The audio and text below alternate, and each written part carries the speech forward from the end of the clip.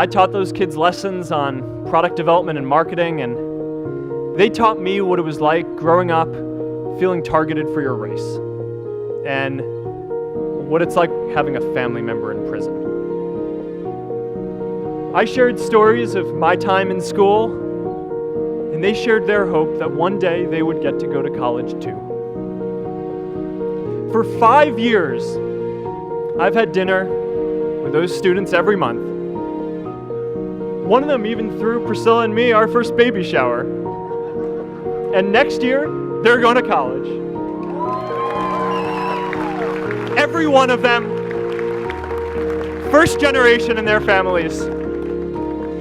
We can all make time to give someone a hand. Let's give everyone the freedom to pursue purpose, not just because it's the right thing to do, but because when more people can turn their dreams into something great, we are all better for it.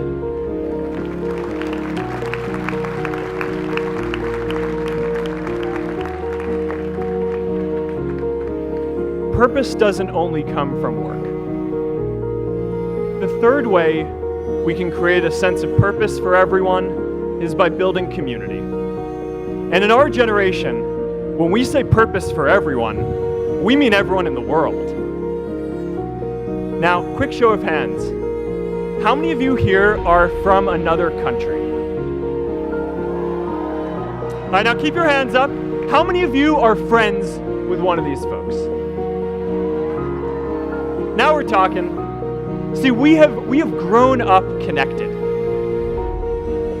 In a recent survey of millennials around the world, asking what most defines our identity, the most popular answer wasn't nationality, ethnicity, or religion. It was citizen of the world. That's a big deal. Every generation expands the circle of people we consider one of us. And in our generation, that now includes the whole world. We understand that the great arc of human history bends towards people coming together in ever greater numbers, from tribes to cities to nations, to achieve things that we could not on our own. We get that our greatest opportunities are now global. We can be the generation that ends poverty, that ends disease. And we get that our greatest challenges need global responses too. No country can fight climate change alone or prevent pandemics. Progress now requires coming together, not just as cities or nations, but also as a global community. But we live in an unstable time. There are people left behind by globalization across the whole world. And it's tough to care about people in other places when we don't first feel good about our lives here at home. There's pressure to turn inwards.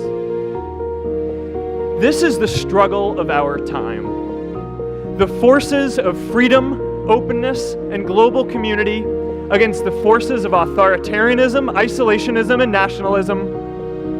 Forces for the flow of knowledge, trade, and immigration against those who would slow them down.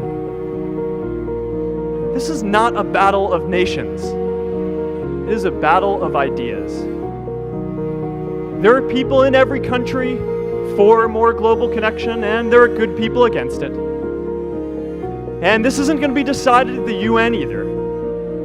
It's going to happen at the local level when enough of us feel a sense of purpose and stability in our own lives that we can start to open up and care about everyone else too. And the best way to do that is to start building local communities right now.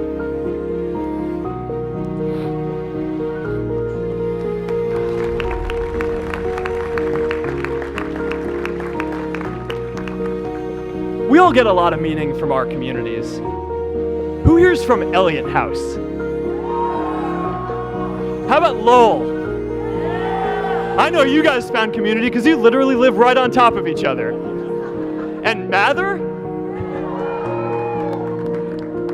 I'll just leave that there. Whether our communities are houses or sports teams, churches or a cappella groups, they give us that sense that we are a part of something bigger, that we are not alone. They give us the strength to expand our horizons. And that's why it's so striking that over the past few decades, membership in all kinds of communities has declined by as much as 1/4. That's a lot of people who now need to find a sense of purpose somewhere else.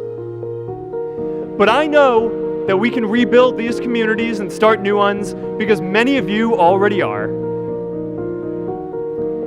I met Agnes Agoye, who's graduating today. Agnes, where are you?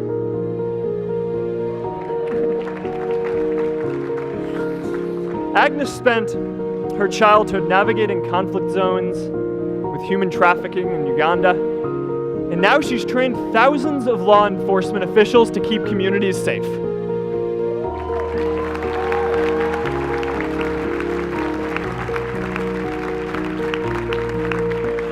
I met Kayla Oakley and Neha Jain, graduating today too. Stand up, guys.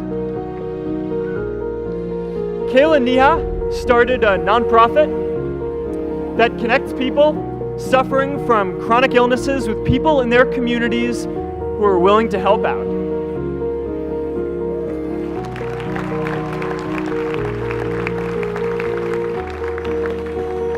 And I met David Razu Aznar, who's graduating from the Kennedy School today. David, stand up.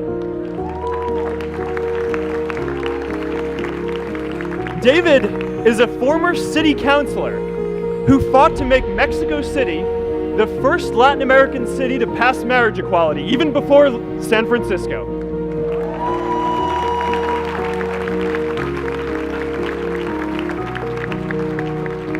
And this is my story too. A student in a dorm, connecting one community at a time, and keeping at it until one day we can connect the whole world. Change starts local. Even global change starts small with people like us.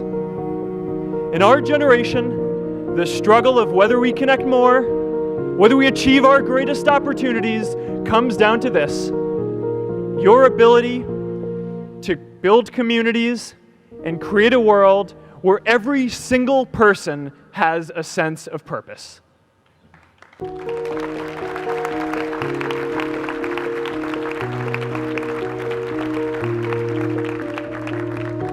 Class of 2017, you are graduating into a world that needs purpose, and it's up to you to create it. Now, maybe you're asking yourself, can I really do this? Well, remember when I told you about that class I taught at the Boys and Girls Club? One day after class, I was talking to my students about going to college, and one of my top students raised his hand and said that he wasn't sure he could go to college because he's undocumented. He wasn't sure if they'd take him.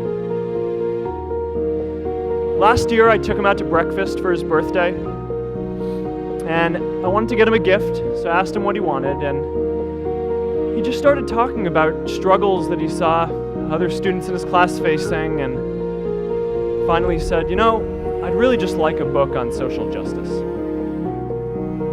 I was blown away.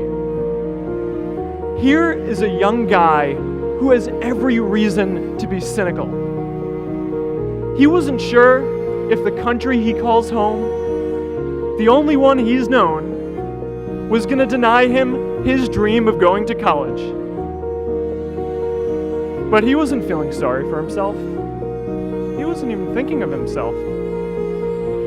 He has a greater sense of purpose, and he's going to bring people along with him. It says something about our situation today that I can't even say his name because I don't want to put him at risk.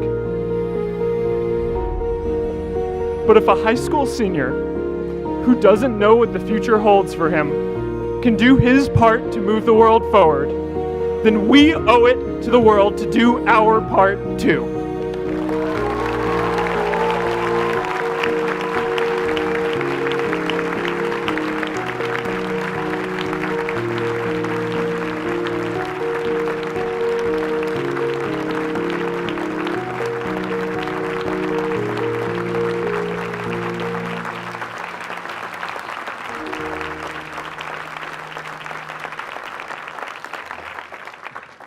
So before you walk out those gates one last time, and as we sit here in front of Memorial Church, I'm reminded of a prayer, Misha Berach, that I say whenever I face a big challenge, that I sing to my daughter, thinking of her future when I tuck her in at night.